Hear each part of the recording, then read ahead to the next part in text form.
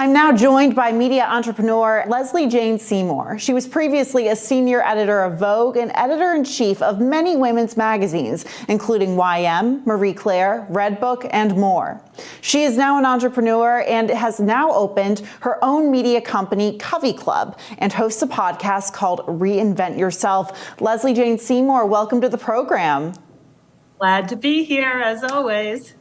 Well, thanks so much for, taking the time. I was reading your story and how you started CoveyClub back in 2017. You say once your children had essentially grown up, left the nest, and you left your job at your publisher, you sort of felt a little isolated from, what your world had been. And I just wanted to hear more about that story and what advice you have for other women over 50 who want to reinvent themselves. Yeah, as they say, reinvention is not for sissies. And it's also not something to do alone. I had no choice to do it alone. I was in my 50s and I had no idea how to reinvent myself. My magazine went out of business. Who would have thought publishing would end in any way, shape, or form? And I knew that I didn't want to go run another magazine. And so I thought, let me continue to do what I love to do, which is help women who are 40 plus actually create change in their lives. So the idea was, how do you continue to do this? Luckily for us, we're in the digital age. And so I'm able to open up something that does the exact same thing. It's just that we're doing it live. So CoveyClub is a live platform where we actually take women through. We say we hold a space for you while you figure out what's next. And we're off to the races. It's been fascinating to learn to be an entrepreneur now I'm in my 60s.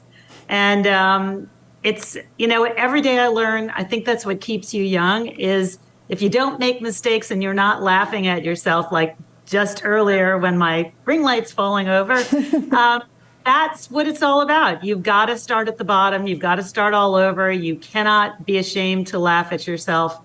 And that's what keeps us vibrant and going. And you talked about how CoveyClub is a digital platform. Publishing has gone in a very different direction, I don't think a lot of us would have predicted. But with a magazine like More, which was geared towards women 40 and over, that was a real outlet for women to connect with other women, to hear stories from other women authors who were facing the same experiences. CoveyClub is obviously this outlet now on the digital platform, but what are some other good ways to reach women 40 plus, 50 plus who may not feel like they have that sense of community in the media right now?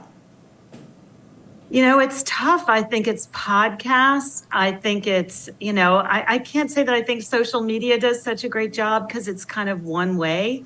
You can reach people, you can get a comment here or there. Can you get a real sense of warmth and connection? I don't know. There are an awful lot of groups like CoveyClub out there who are trying to create real connections, either live or digitally.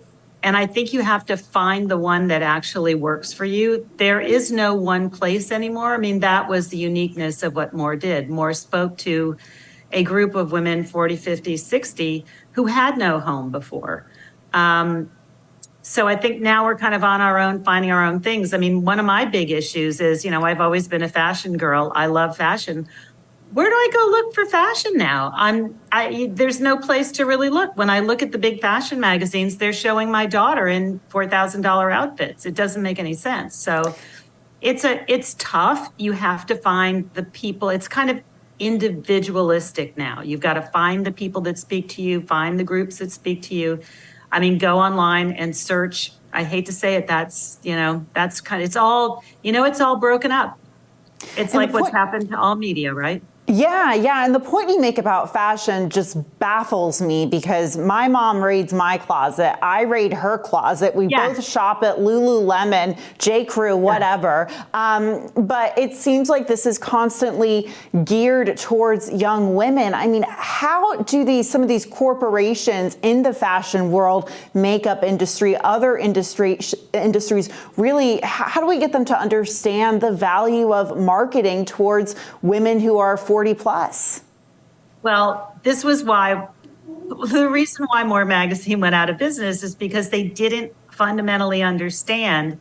They were stuck in a 1970s idea that if you're 40 plus or older, younger women aren't interested in you or interested in interacting with you and want to look different from you.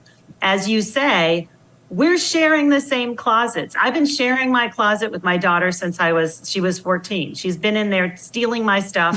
It's been a source of friction forever. She's now in Boston. She's 28 years old. And I go up to her apartment. I open the door and I see my history.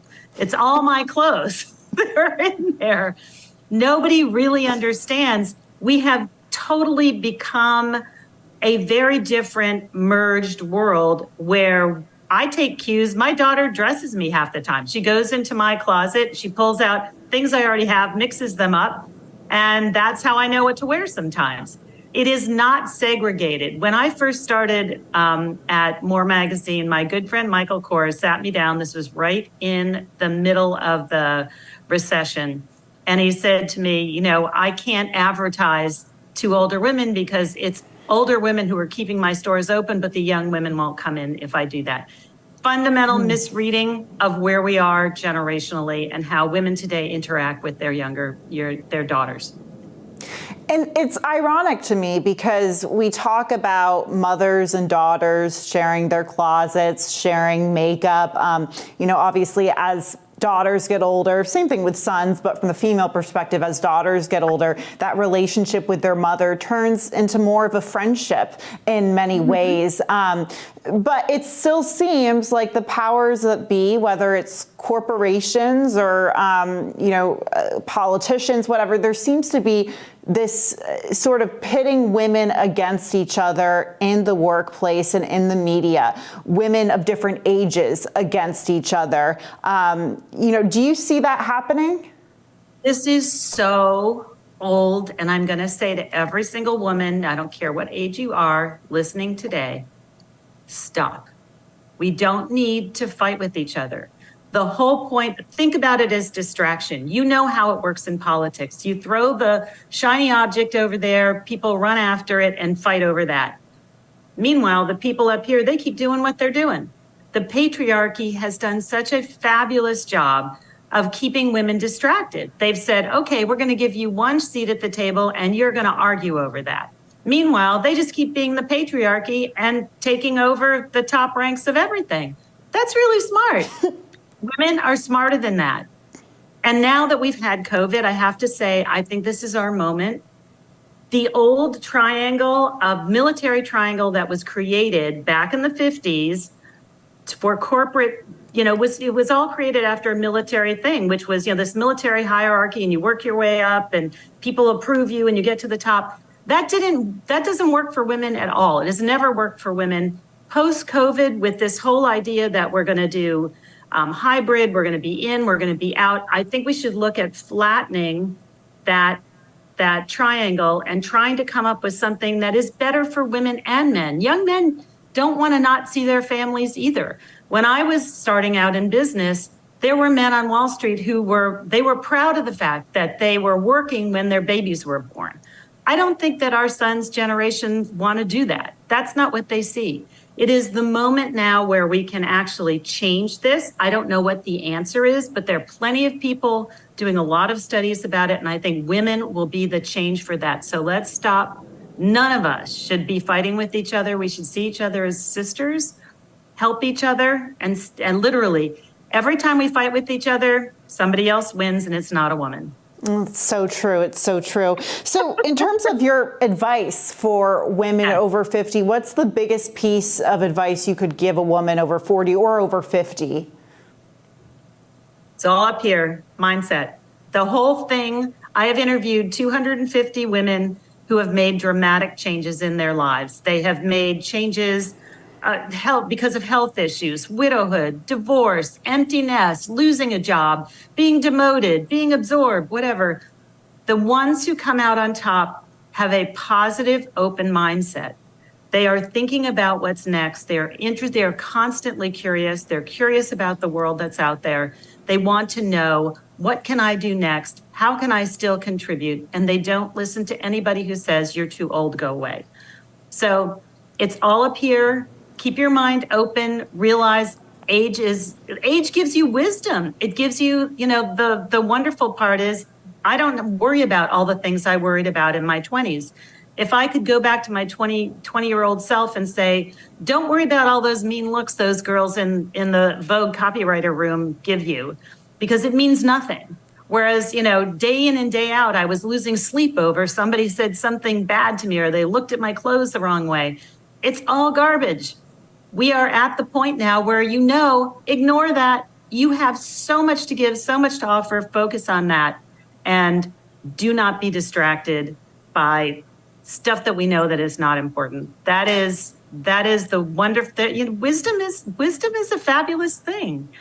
Be Gaia. Be the earth goddess who knows so much more of this and can help also guide younger women as well into the spots where we need them. We need them as allies. Younger women and older women, we share a lot. Younger women say that they are discarded and put to silence because they're too young and they don't have the experience.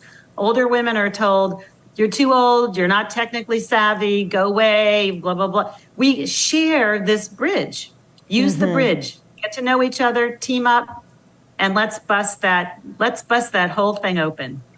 You talk about how age gives you wisdom, and that's so incredibly powerful because it seems like in our culture, in our society, age is seen as a negative thing. We want youth. We want to look younger. We want to act younger. But it seems like with women like you, Lesley, and this year alone, we've seen so many women over 40, over 50, Michelle Yeoh, Nikki Haley, Jamie Lee Curtis. They've all broken these barriers and have, shown that they can reinvent themselves or have, a second or third act. I mean, what would you say to younger women who have sort of fallen into this trap of being afraid to get old?